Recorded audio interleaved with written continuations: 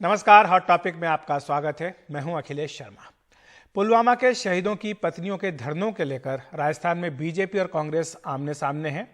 राजस्थान सरकार ने 10 दिनों से जारी इस धरने को लेकर कल देर रात जबरन खत्म करा दिया। पुलिस ने शहीदों की पत्नियों से मिलने जा रहे बीजेपी के सांसद किरोड़ी लाल मीणा को आज हिरासत में ले लिया। जिन शहीदों की पत्नियों के बच्चे नाबालिग हैं वो अपने रिश्तेदारों को नौकरी देने की मांग कर रही हैं, लेकिन गहलोत सरकार ने इसे शहीदों के बच्चों के साथ नाइंसाफी बताया है।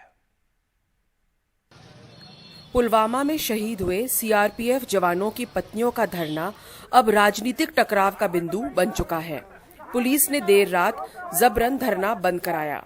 इसका नेतृत्व कर रहे भाजपा सांसद डॉक्टर किरोड़ी लाल मीणा के समर्थकों को हिरासत में लिया और शुक्रवार सुबह एक शहीद के घर जा रहे बीजेपी सांसद डॉक्टर मीणा को हिरासत में ले लिया।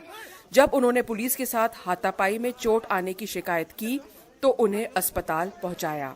सबसे बड़ी बात है कि मुख्यमंत्री जी मिलने को भी तैयार नहीं है। वो अब कानून की गुहार लगा रहे हैं, समझा रहे हैं सबको। रक्षा मंत्री जी ने, केंद्र के रक्षा मंत्री जी ने उनको फोन करके आग्रह कर दिया है कि आप मिलिए, परिवारों से मिल लीजिए, लेकिन नहीं। पॉलिसी में कोई चेंज की आवश्यकता है तो देखिए, 1 मिनट में एक व्यक्ति की डिमांड में पॉलिसी में चेंज नहीं हो सकता है। पूरे बैठ करके सब लोगों की राय लेकर के इसको देखना पड़ेगा कि अगर हम पॉलिसी में कोई चेंज करते हैं तो उसका दुष्परिणाम आगे चल करके कहीं ऐसा तो नहीं हो कि लोग ये कहेंगे कि ये क्या कर दिया। बाकी ऐसी बात नहीं है, उनसे बात करने को तैयार हैं, सम्मान करना चाहिए। और जिस तरीके से थोड़ा बहुत पुलिस की तरफ से जो भी कुछ हुआ है, मैं समझता हूं कि वो नहीं होना चाहिए। पुलवामा में शहीद हुए जवानों की पत्नियां मांग कर रही थी कि बच्चे की जगह उनके देवर को नौकरी मिलनी चाहिए। एक की मांग थी कि घर के सामने की सड़क चौड़ी की जाए और एक और का कहना था कि पति की मूर्ति लगाई जाए और शहीद के नाम पे गांव में विद्यालय हो। राजस्थान सरकार के प्रतिनिधि मंडल से बातचीत के बाद सभी मांगे मंजूर हो गई, लेकिन मुख्यमंत्री अशोक गहलोत ने एक सवाल किया कि शहीद के बच्चे का हक किसी रिश्तेदार को देना कितना उचित है। अगर बच्चा नाबालिग है तो उसके बालिग होने तक उसके लिए सरकारी नौकरी सुरक्षित रखी जाती है। मुख्यमंत्री ने यह भी बताया कि कारगिल पैकेज के तहत शहीद की पत्नी को 25 लाख रुपए और एक हाउसिंग बोर्ड का मकान या 25 बीघा जमीन मिलती है। अगर वो जमीन नहीं लेती है तो 50 लाख का मुआवजा है, 5 लाख शहीद के माता पिता को दिए जाते हैं और शहीद के बच्चे को नौकरी मिलती है। लेकिन नौकरी के सवाल को लेकर बातचीत सफल नहीं हुई और शहीद की पत्नियों ने मुख्यमंत्री को मिलने का प्रयास भी किया, लेकिन उन्हें पुलिस ने रोका। अब जब धरना जबरन उठा लिया गया है तो राजनीतिक टकराव तय है और ऐसे में बीजेपी ने पूरे राज्य में इसको लेकर धरना प्रदर्शन का ऐलान किया है। जयपुर से हर्षा कुमारी सिंह, एनडीटीवी इंडिया। नौकरी के लिए जमीन के कथित घोटाले के मामले में प्रवर्तन निदेशालय ने आज लालू यादव के रिश्तेदारों से लेकर उनके करीबियों के 15-20 स्थानों पर छापा मारा। इससे पहले इस मामले में इसी हफ्ते सीबीआई लालू यादव और राबड़ी देवी से भी पूछताछ कर चुकी है और अब बड़े स्तर पर ईडी की छापेमारी चल रही है। दिल्ली की न्यू फ्रेंड्स कॉलोनी में तेजस्वी यादव का आवास।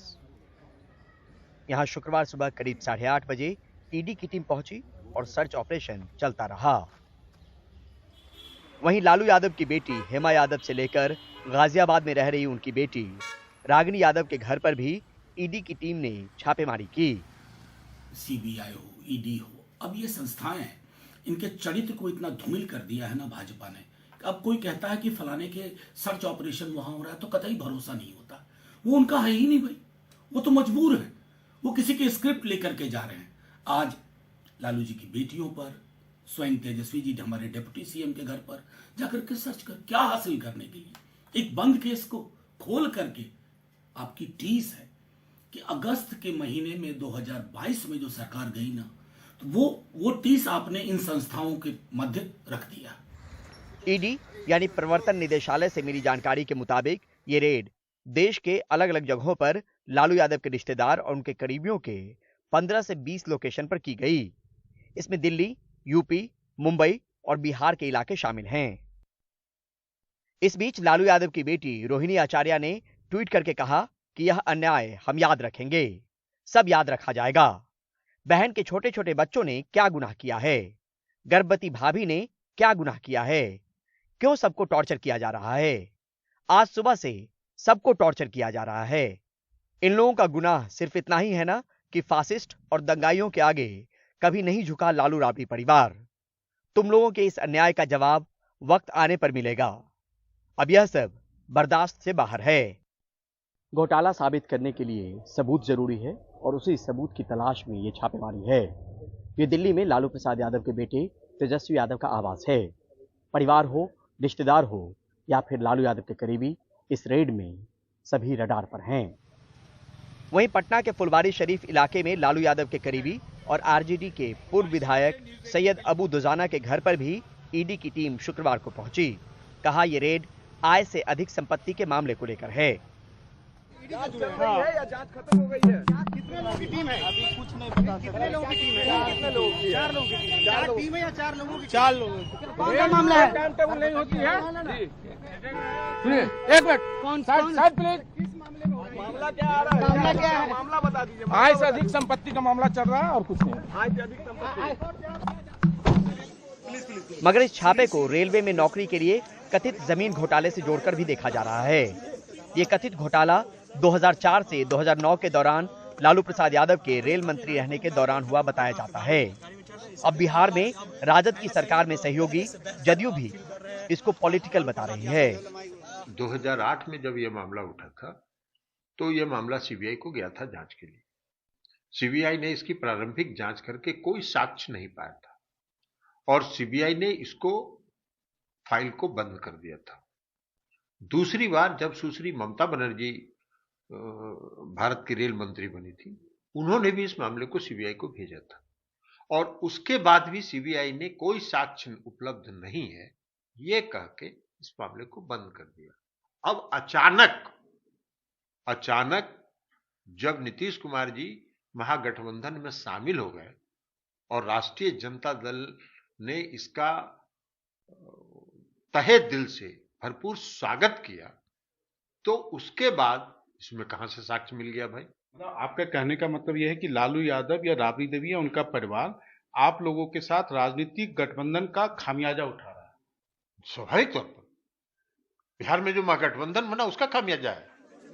इस कथित घोटाले में सीबीआई ने सोमवार को पहले राबड़ी देवी से पूछताछ की थी, फिर उसके अगले ही दिन दिल्ली के मीसा भारती के आवास पर लालू यादव से भी सीबीआई ने पूछताछ की थी। अब ईडी ने पहली बार इस मामले में बड़े स्तर पर रेड को अंजाम दिया है। बिहार से मनीष कुमार के साथ दिल्ली से परिमल कुमार, एनडीटीवी इंडिया। तेलंगाना के मुख्यमंत्री के चंद्रशेखर राव की बेटी और भारत राष्ट्र समिति की नेता के कविता महिला आरक्षण बिल के समर्थन में आज दिल्ली के जंतर मंतर पर भूख हड़ताल पर बैठी। इस धरने को महिला आरक्षण के बहाने मोदी सरकार के खिलाफ विपक्षी एकजुटता की बीआरएस की कवायद के रूप में देखा जा रहा है।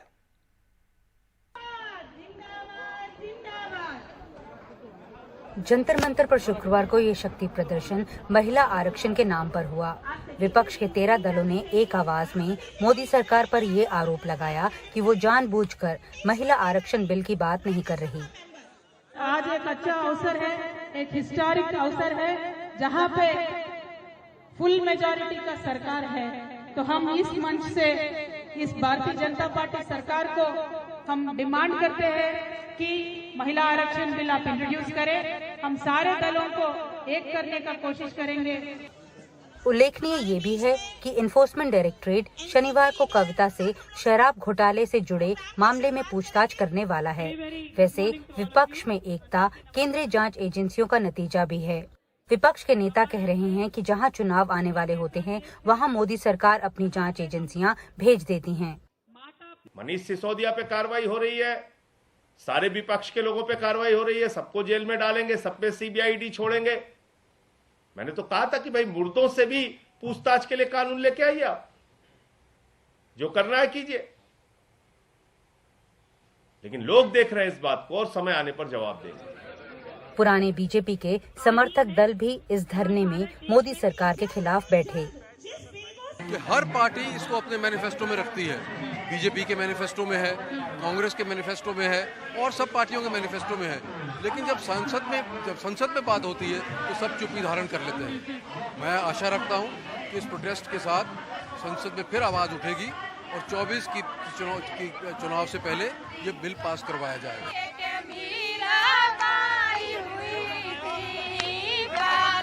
देश भर से 29 राज्यों में से आए अलग अलग महिला संगठनों ने धरने में हिस्सा लिया और मोदी सरकार को अपने पुराने वादे याद दिलाए।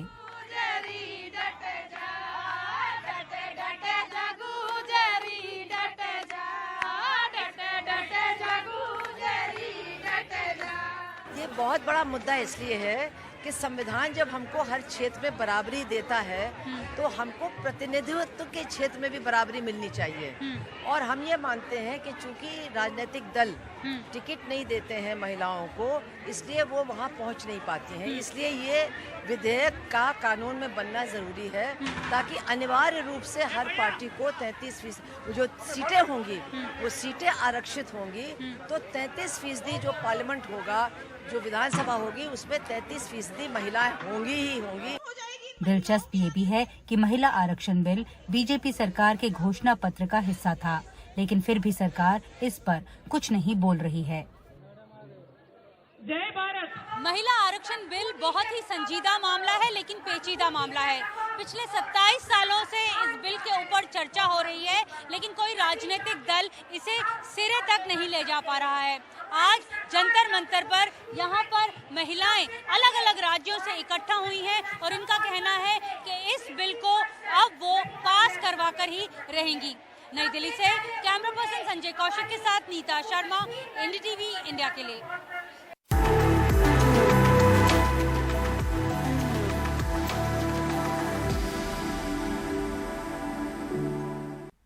ऑस्ट्रेलिया के प्रधानमंत्री एंथनी एल्बनीसी के साथ द्विपक्षीय बातचीत में पीएम मोदी ने ऑस्ट्रेलिया में हिंदू मंदिरों में तोड़फोड़ और दीवारों पर लिखने पर चिंता जताई। ऑस्ट्रेलिया ने आश्वस्त किया है कि इस मामले में कार्रवाई की जाएगी।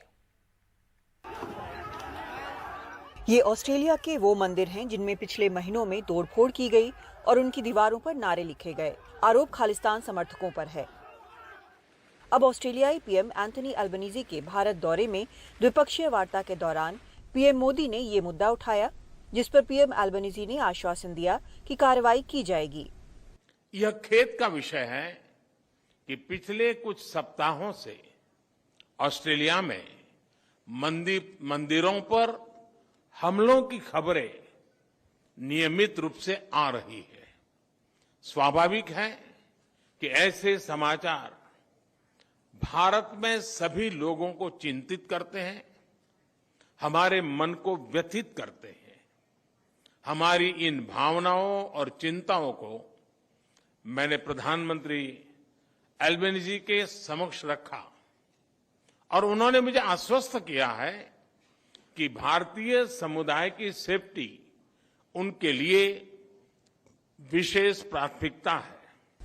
ऑस्ट्रेलिया ने भारत को अहम सुरक्षा पार्टनर बताया है और गहन होते सहयोग की भी बात कही है।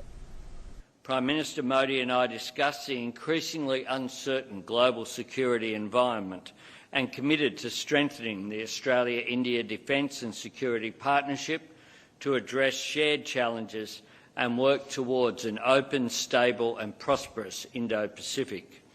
I welcome increased defence information sharing between Australia and India, including in the maritime domain.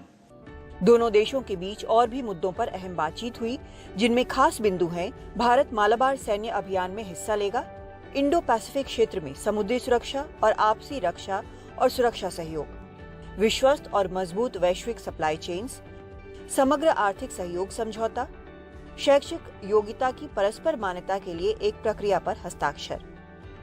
PM Modi ने ऑस्ट्रेलियाई पीएम के मई में ऑस्ट्रेलिया में होने वाले क्वाड बैठक का न्योता भी स्वीकार किया है। दिल्ली से कादम्बिनी शर्मा, एनडीटीवी इंडिया।